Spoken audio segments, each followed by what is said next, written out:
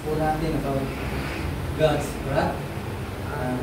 The continuation ng Romans chapter 5 verse 8 sa ating magiging text ngayon sa hapon po ito ay tingnan po natin ang pagmamahal po ng Diyos. Ano ba ang naging purpose po nito? Ano ba ang kahinatnan ng pag-ibig ng Diyos na ating natamasa while we are sinners? Ito ay ating nararanasan, kasalukuyan sa ating buhay Kristiyano. Kaya ang pag-ibig po ng Diyos ay hindi po siya nagmamahal. Right, buksan po natin ang ating Biblia, Romans chapter 5, verse 8. Ating basahin sabay-sabay merong pagmamahal sa salita ng Diyos. Sabi po natin, sabi po dito in verse 8, but God shows His love for us that while we were still sinners, Christ died for us. Christ died for us. Tayo po ay manalangin. Salamat po Diyos sa inyong biyaya at sa oras na ito sa Panginoon. Po ay harap po sa inyo na merong kagalakan sa puso po namin. Nais ka namin bigyan ng pagpuli at mataas na pagsamba sa inyong katapilan. Tulungan niyo po kami na ito ay aming maunawaan. Makita po namin kung gaano ito kalalim na pagmamahal na tinawag niyo po sa bawat isa. Lalo na po o Diyos sa mga kasalanan saan ngayon palamang nila makikita kilala ang katapilan. Maraming salamat po Panginoon kung dalangin sa pangalan ng Jesus. Right, so dito sa ating text in chapter 5 ng Romans ay makikita po natin sa verse 8 ay ating makikita kung paano demonstrate ng sarili niyang pag-ibig sa atin habang tayo po ay makasalanan. Tayo po ay inubos dahil sa kamatayan po ni Kristo. Na alam po natin mahirap intindihin po ito bilang mga makasalanan na tulad po natin. Paano po tayo minahal ng Diyos. Kaya kung hindi tayo minahal ng Diyos, malamang ay saan tayo pupulutin. Alam naman po natin, kapag hindi ka minahal ng Diyos, ibig sabihin, yung galit ka ng Diyos ay lagi na nakasubaybay sa atin. Ngayon, yung pagmamahal ng Diyos ay laging sumusubaybay sa atin. At napaka-inam na tignan po ito. Isang malaking pabor sa isang Kristiyano. Right, so siguro naman ay sanay na po tayo pagdating sa pag-ibig. Alam naman po natin na merong tatlong klase ng pag-ibig. Siguro, pag-inarap po kayo. Pero ang Greek ay kinategorize po nila ang pag-ibig ng iba't ibang klase. Right? At siguro ay babanggitin ko po sa inyo. Ano yung po ng pag-ibig na inyong naranasan ay yung tinatawag na eros. Anong ibig sabihin ng eros na ito? It's a romantic love. Romantiko. Tawag sa kanila ay si Mr. Romantic o si Mr. Suave. Yung Philia. Ang pagkaintindi natin po dito, yan yun, dito po tayo. That's a brotherly love na kung saan ay na-express po natin ang pag-ibig sa mga kapatid. Yan po ay nakikita sa bawat isa po sa atin. Okay? At pangatlo, pamilya na kayo dito, agape. Is a divine and sacrificial love. Okay? So, what do you think? Saan dito ang pinakamataas or the highest and purest form of love was agape love. That's God unconditional and selfless love of God. Napakasarap pakinggan.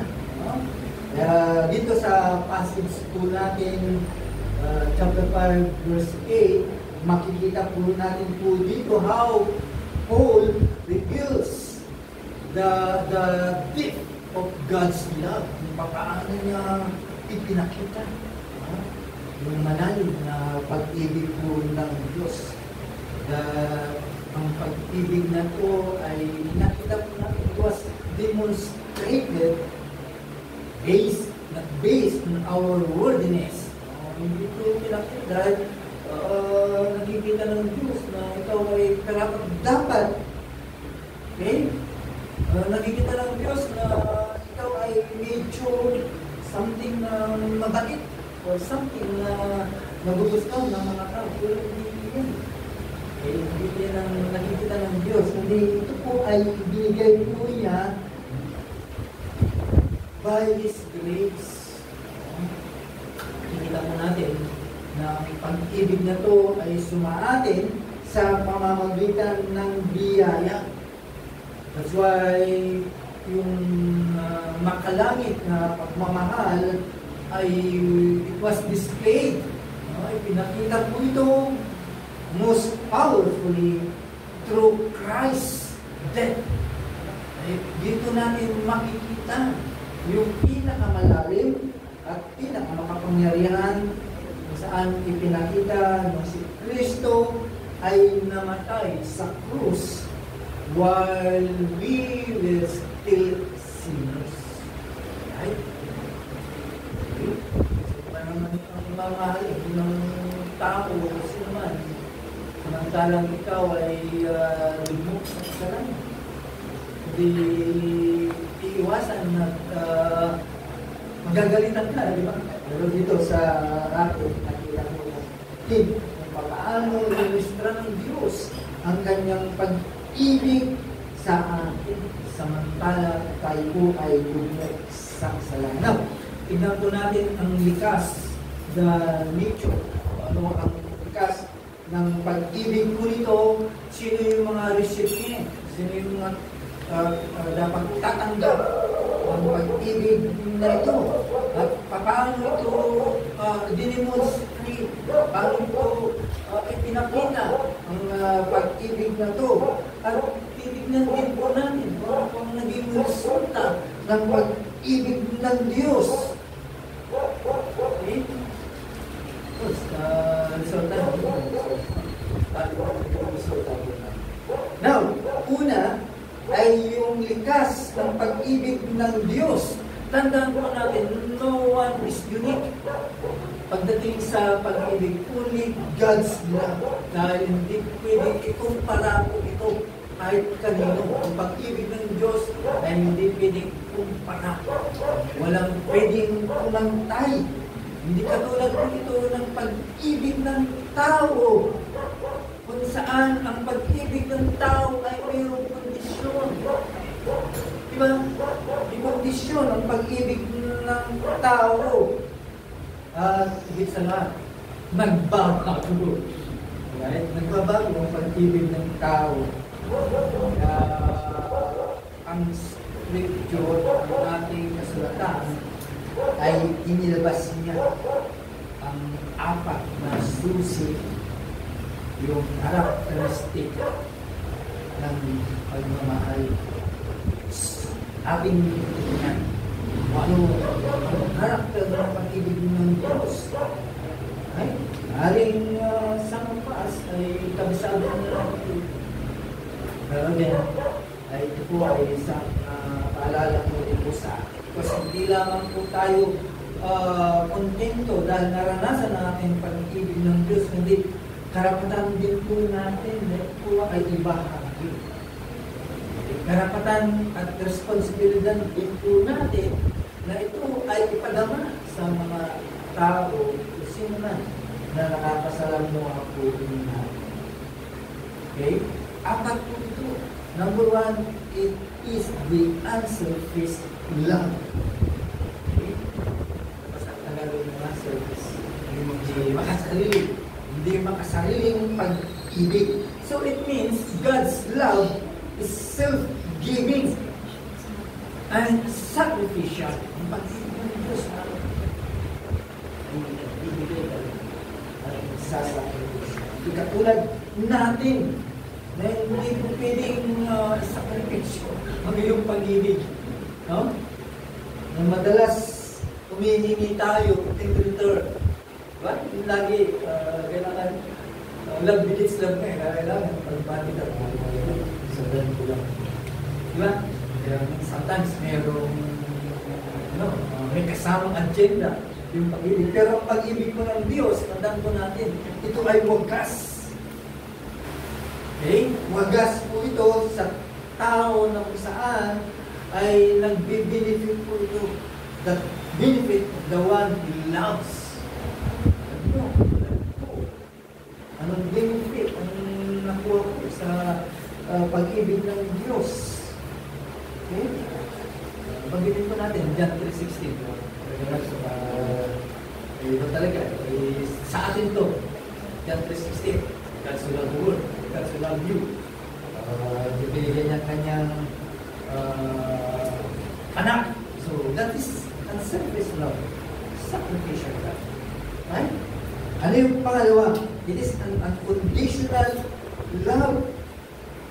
Tandaan po natin, ang pagpamahal po ng Diyos, hindi lamang ikaw ay karapat-dapat. Pero despite who you are, ay ang pag-ibig po niya ay hindi nakabase sa iyong kabutihan o anumang bagay na meron ka, kundi ito po ay ibinigay po niya, walang kondisyon, hindi ka niya hinihingan. Kailangan bayaran mo po para ibigin kita. O wala ko sa hinihin, kundi alam naman po natin na kapag minahal lang natin. At yan po yung totoo. Kaya nga sabi sa Romans chapter 9 verse 13, ating tignan. Right? Ano sabi po ng Romans chapter 9 verse 13? Just as it is written, Jacob I love, but Esau I hated. Parang makikita ko natin po dito na meron talagang unang na minamahal ng Diyos at meron din kinagagalitan ng Diyos. Right? Makikita po natin, again, another verse in Ephesians chapter 1 verse 4, sabi po dito, He chose us in Him before the foundation of the world, that we would be holy and blameless in Him. Ito yung pag-ibig ko.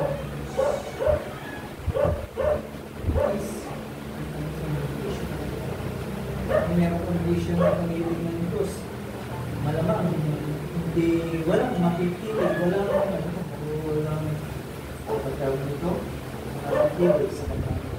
Pangatlo, it is an unchangeable love. Okay? Human love can fade. Pwedeng magbago o pwedeng kumupas.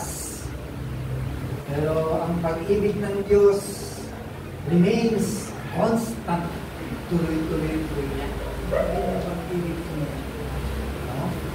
Na kung isipin po natin, hindi tayo karapat-dapat sa pag-ibig. Why God's love remains constant? Because ang kanyang pag-ibig ay nakaugat sa kanyang likas na hindi nagbabago. Doon nakaugat ang kanyang pag-ibig. Doon naggagaling ang pag-ibig ng Diyos dahil sa kanyang likas na hindi nagbabago. sa atin, nagbabago. Kapag merong nakitang depekto, hindi nababago. Okay? Kapag merong nasingit, nababawasan ang pag-ibig. Buti na lang, ang pag-ibig ng Diyos hindi nababawasan. Kahit gaano ka ka-depekto sa kanyang harapan, unti-unti ka pa rin ng kinikinis, pinabago para sa mga. Ganun din ang pag-ibig ng isang magulang sa kanyang anak.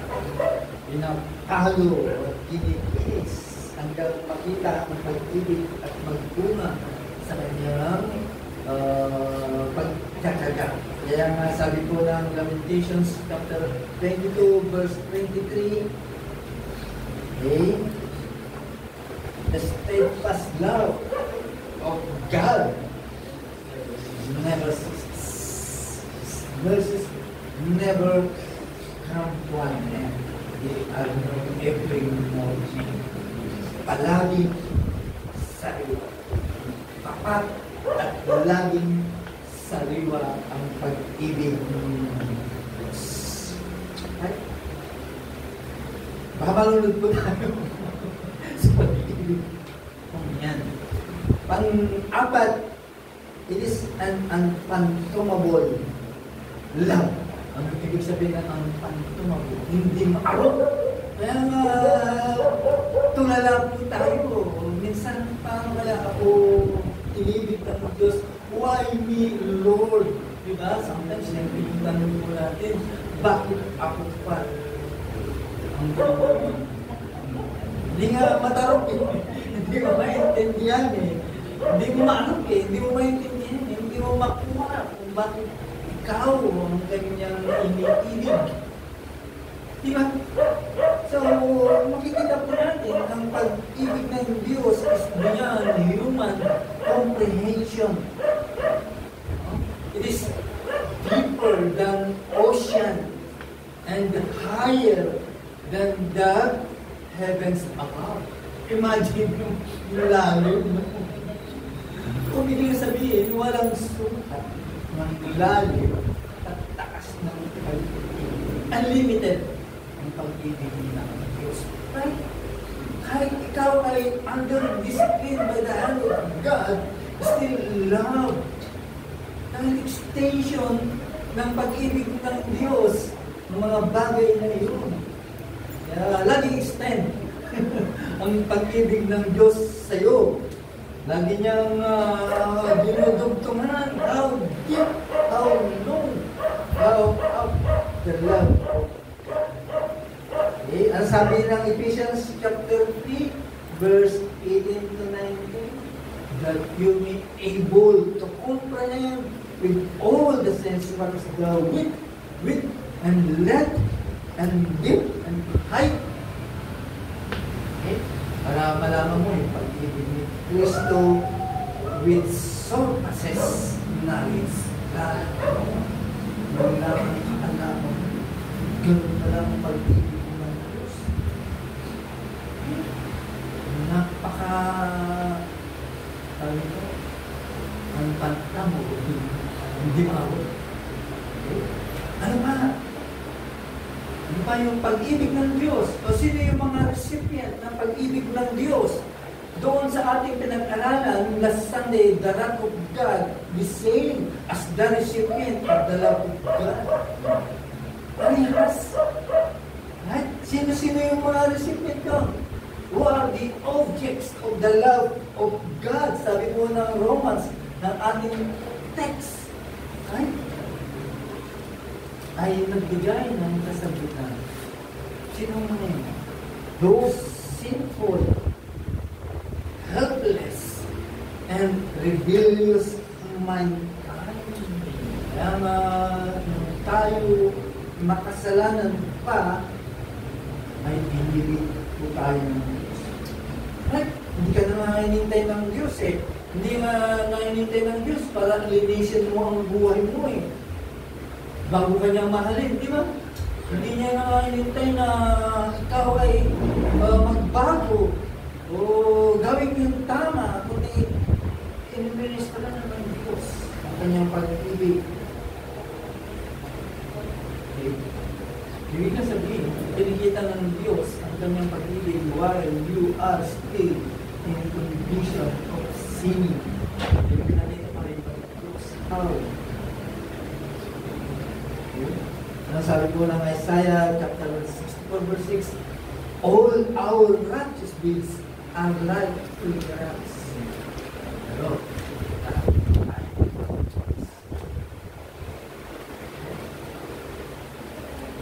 while we were helpless, tandaan po natin, nung tayo po ay nasa kasalanan pa, we are spiritually powerless, unable to save yourselves. Wala tayong kakayanan na iligtas ka. Wala ka dapat dito, wala tayo dapat dito, but God's His grace na abot ka, naabot po tayo, mga kapatid. Ang ganyang biyaya ng dito po tayo. His grace na kahit wala kang kakayahan, kita pa rin pag-ibig. Sabi po ng ating text, ating binasa sa scriptural reading in Romans chapter 5 verse 6, while we're still helpless, okay? Wala pa tayong kakayahan. At the right time, Christ died for the ungodly. Ano ba? God loves us while we were enemies. Kaaway ka ng Diyos. Wala ka kay Kristo, kaaway ka ng Diyos. Napupuot ang Diyos. Punta po natin, hindi lamang po tayo toward God. Sabihin, hindi lang tayo malayo sa Diyos. Hindi lamang tayo hiwalay sa Diyos. Hindi tayo ay kanyang kaaway. Kaaway ka ng Diyos nung ikaw ay nasa kasalanan. Yet, He reconciled us through Christ. Pinagtagpo tayo ng Diyos dahil kay Kristo. Anong sabi po ng Romans chapter 5 verse 10? Pataas po tayo. For if while we were enemies, we were reconciled to God through the death of His Son, much more, having been reconciled, we shall be saved by His life.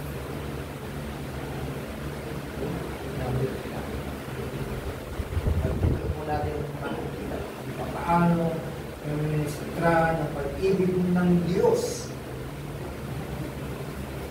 Okay, paano renew ng Diyos ang pag-ibig sa iyo? Paano niya pinakita? Paano niya pinatunayan ng Diyos ang pag-ibig niya sa iyo? Dahil ba sa ikaw ay makasalanan ba? Nagsagana ka sa mga bagay? Kasama ko yun. Kasi kung God sa iyo gusto, talagang magsasama ka lang mabakal. Kaya ano lang gawin mo sa iyo? Pero paano niya napatunayan? Ikaw ay isang Israel. How does God prove His love for you? Of course, alam naman po natin sa pamamagitan ng kamatayan ni Kristo. Kaya ito yung pinaka-ultimate evidence of God's love. Yun yung pinaka-matindi na pag-ibig.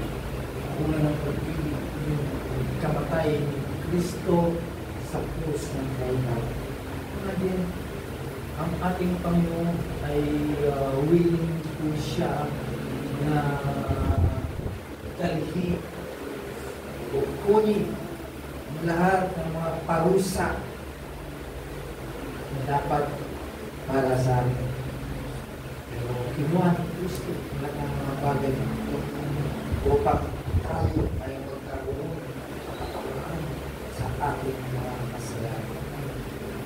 Kaya makikita po natin how big God's love. Sabi po ng John chapter 15 verse 13, greater love as no one than this, that someone lay down his life for his friends.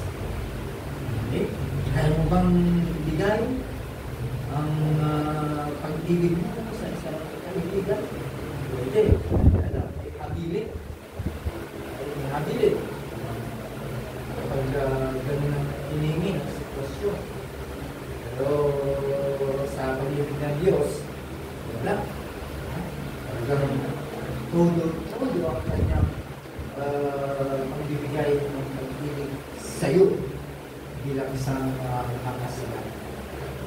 At sa pamamagitan din ng kanyang biyaya at awa, that's why God loves demonstrated. Ipinakita ko ito, ang kanyang pasensya at kalooban na iligtas those who are undeserving. They are undeserving. Pero pinakita sa biyaya, hawa sa atin. That's why He saved us, not because of works done by you in righteousness, but according to His own mercy. Yung dapat natin makita. Hindi lang po yun, mga kapatid. No, natanggap na po natin itong pag-ibig na po. But till now, God shows love through His continuous care. Hindi naman po tayo, extension pa lang ng pag-ibig. Kasama po yan sa kanyang pag-ibig. Na kahit pagkatapos mo maligtas, hindi ko pinabayang pa tayo ng Diyos. He still continue to love His love. Pinapakita pa rin po niya.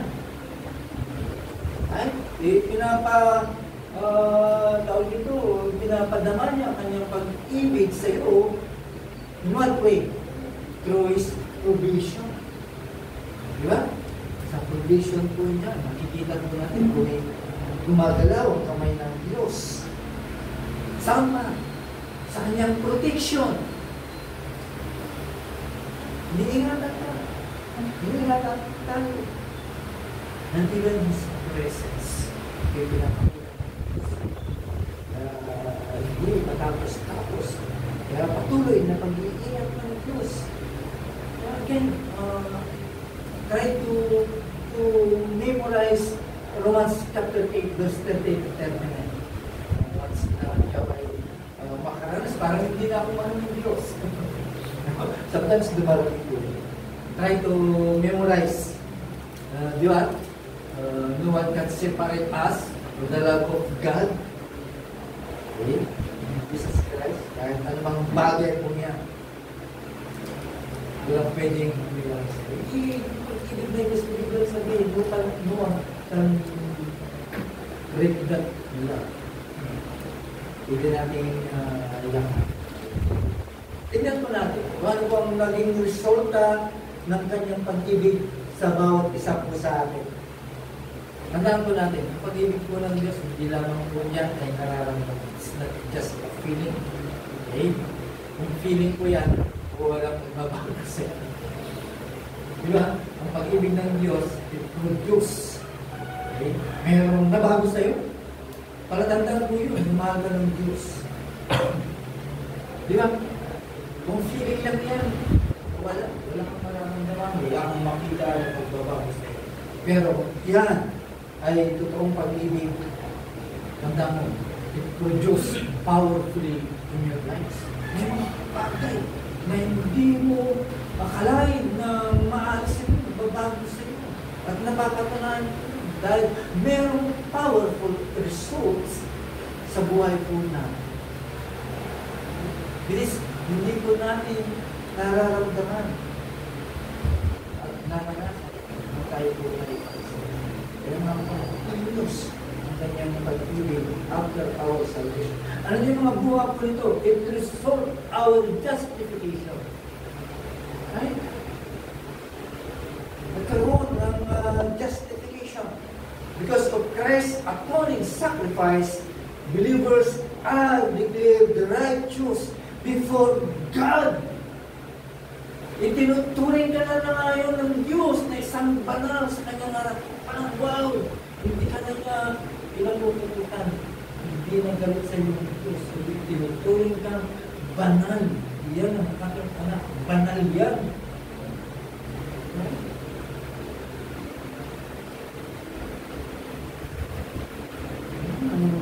Nagdideklara sa atin bilang mga banal na tao.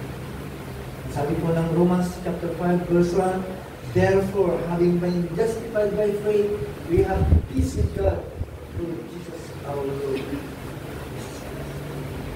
Meron ka lang kapalaran. Hindi na galit sa iyo ang Diyos. Kapapay pa ako ito nakakagalit sa ibigay po po ng Diyos. Because you are clear as a righteous sa kanyang harapan. Ano ba? Sa ating text, much more than having now been justified by His blood, we shall be saved from wrath through Him. Pag-aralan po natin kung ano ang galit ng Diyos.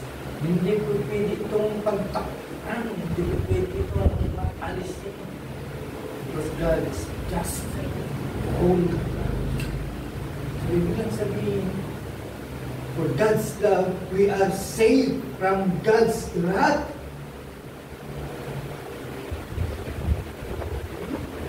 Ibig lang sabihin, Christ bore God's wrath so that we would not have to.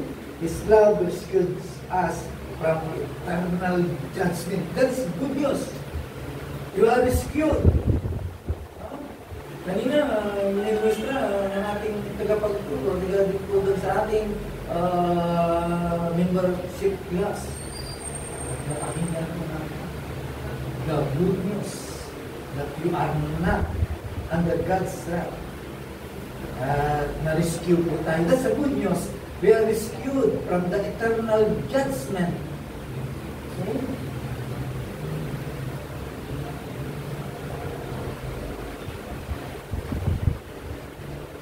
Alang-alang kay Kristo, siya ang kadahilanan bakit tayo na-rescue sa pangkalahatang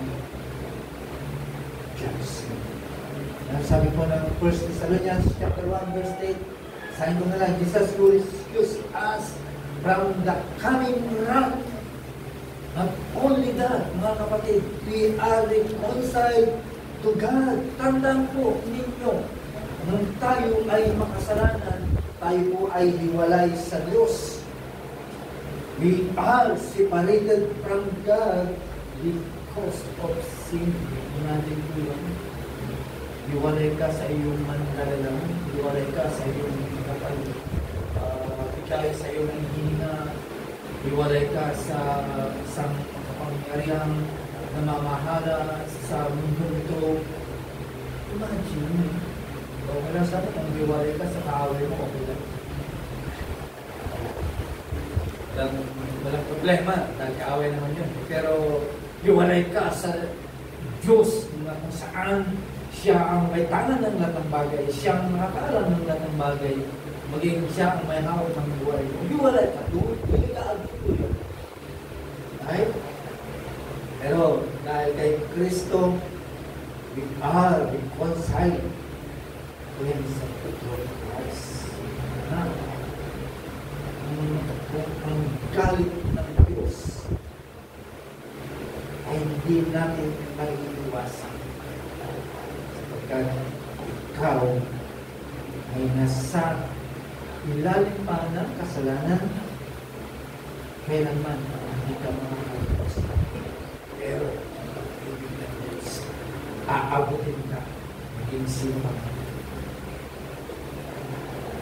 Mga kapatid, para sa ating pagsasara, pagbawakas, ang pag-ibig ng Diyos ay tunay, malaking katotohanan sa sanglibutan. Dapat ito ay malaman dahil ang pag-ibig ko nito ay it is unconditional, unselfish, unchangeable, and uncontrollable. Ito yung pag-ibig na dapat pag-aralan o bigyan ng pansin. God demonstrated His love by sending Christ to die for us while we will still sinners. Now, how will you respond? Paano ka mag-respond? Paano mo tatanggapin ito? Ano ang gagawin mo? Tanggapin mo ang kanyang pag-ibig. Kung wala ka pa kay Kristo, you have to trust Christ that God's love is extended to you now. Ngayon na. Tanggapin mo ang pagmamahal mong iyan. Dahil yan ay inaabot sa iyo ngayon. Magalak ka sa kanyang pag-ibig. Kung ikaw ay isang mananampalataya, manangan ka sa kasiguruhan na ang pag-ibig ng Diyos ay hindi iyan nagmamahal. Panghawakan mo yan. Kung meron ka mang nadala ngayon, kung meron ka mang question sa iyong kaisipan at iniisip mo na saan ang Diyos, magalak ka. Pwede kang manangan ang kasiguruhan ng pag-ibig ng Diyos. Never forget. At ngayon, ang pag-ibig ng Diyos ay mag-reflect sa iyo.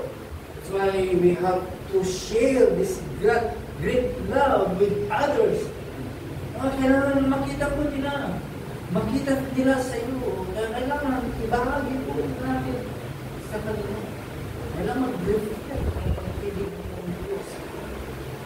Ay yung ating ginagawa na ibahagi ang magandang balita, a reflection na din ang pag-ibig ng Diyos para sa kanila. Share this great love with others. Tandaan po natin, we may never take God's love for granted. Pero, we always live in the reality of His amazing grace. Okay? Ano natin i-apply ang pag-ibig ng Diyos? How to apply God's love? Ano natin kasusubalian ang pag-ibig ng Diyos? Anong gagawin po natin? Simple lang. Love God wholeheartedly. Sabi ko ng Matthew chapter 7 verse 20. 37 or 22 ng Matthew 37. Mahalin mo ng buong puso. Yan ang aming dapat isabot sa pagmamahal ng pera ng Diyos. Since God has loved us so deeply, what will be our response? We should be in a total devotion to Him. Ipakita po natin yung ating devotion. In what way? Paano po natin may papakita ang ating devotion sa Diyos? Of course, as a Christian, alam na po natin kung paano manalangin. That's why we spend time in prayer, in worship, in obedience to His Word. At para lang may makita po natin ang ating gratitude sa Kanyang pagmamahal sa atin. Love others sacrificially. Okay? Tandaan po natin, if God love us, minahal ka ng Diyos, nang ikaw ay still unworthy. Okay? Paano po natin gagawin sa kapwa na we should also show them our love selflessly. Mahalin din pa nang walang pag-ibig mo. Ano natin ito may kapakita?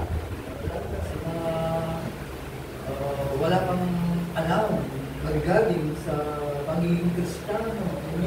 Mga people, of course, paano mag-reflect ang pag-ibig ng Diyos sa iyo para sa kanila? Of course, show your kindness.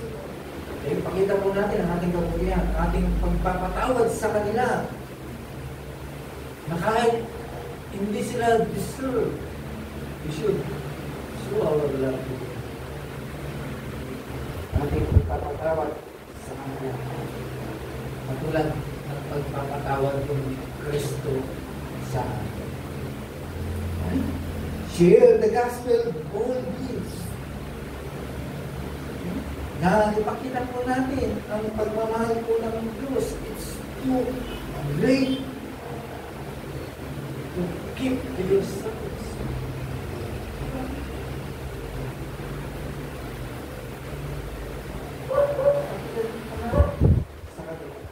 Since God reconciled us through Christ, we must call to them also to be reconciled to God. Kaya kunin natin ang lahat ng mga oportunidad para may bahagi po natin ang mensahe ng kaligtasan sa ating mga kaibigan, sa ating membro ng pamilya, sa lahat ng mga nangangailangan kay Kristo Jesus. Gawin po natin ang ating mga kaya. Because God, alam naman po natin, God give all we need para makapag-magandang para sa tayo. Aming Diyos, kami po ay nagagalak, nalulubog sa aming kinauupuan dahil sa kamanghamanghang pag-ibig. Bilis hindi po namin maarap po ito. Sabalit ang Diyos, naranasan ko namin. Kahit kailan, kahit saan ang Diyos, kami po'y makasalanan. It's now, ngayon, ilang inari mo ay napakayaman ng pag-ibig. Dapat na hindi po namin sa sarili, hindi lamang ng Diyos, kundi ma-explain ko ang pag-ibig nito sa aming pagkakas. Lalo na po wala kay Kristo. Lalo na po sa aming mga mawas. Hindi lamang po ito dapat ito. Hindi we have to take action. Hindi nila maranasan ang pag-ibig na aming naranasan. Maraming salamat po Diyos. Ito ay nagbigay ko sa amin ang higit pa na magkaroon kami ng devotion sa iyo. Lalo pa kami lalapit, lalo pa kami magsasamba sa iyo, Panginoon, sa mga bagay o sa circumstansya ng buhay mo namin.